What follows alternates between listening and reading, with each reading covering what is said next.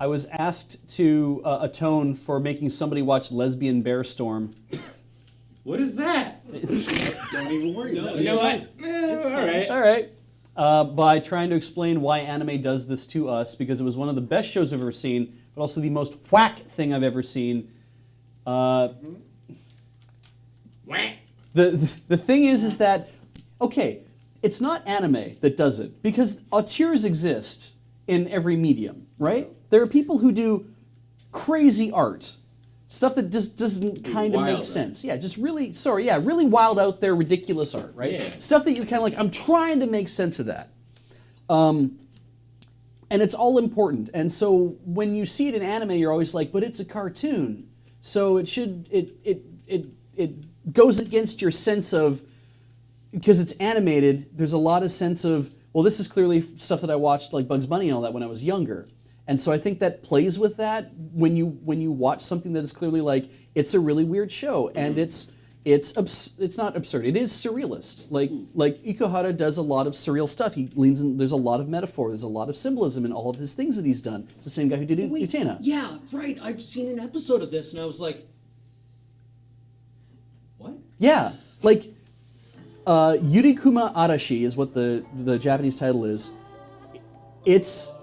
It's really out there, but there's a story at the core of it, and he's just like, I'm just gonna play with this and do things the way I want to do it, and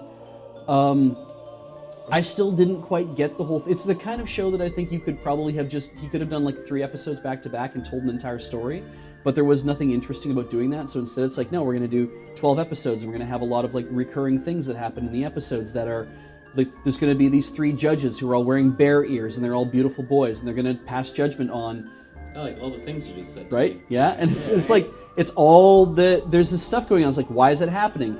I actually don't know because I've only seen the show once, but it was entertaining to watch. And so why does anime do it? Because they're, I think, in a lot of cases, more willing to take chances on weird things and people who have weird ideas and that have paid off. Yeah. You know, like there's a lot of independent cinema that comes out on our neck of the woods that not a lot of people watch, but those like Trauma I think maybe is like a better example of like, there are people who enjoy that and they don't make a ton of money, but they make enough to support making more of the same thing. And yeah, that's just that's what happens. You know, Kubrick was a weird guy. He made a lot of really great movies that are also not incredibly accessible for a lot of people.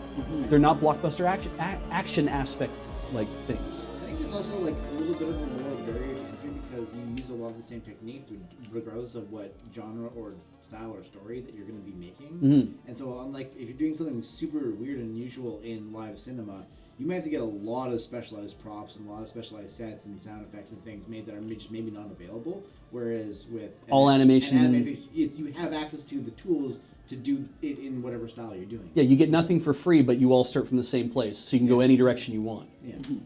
So why not try to do something that's maybe the new big hit. Yeah, interesting or challenging or unusual or that doesn't make sense to people. Anyway, that's how I feel about that. I feel like it's like it was kind of a mind-blowing thing to watch to try to understand what was going on, and that's why it does that to us, because it could be anything, so it was anything it wanted to be.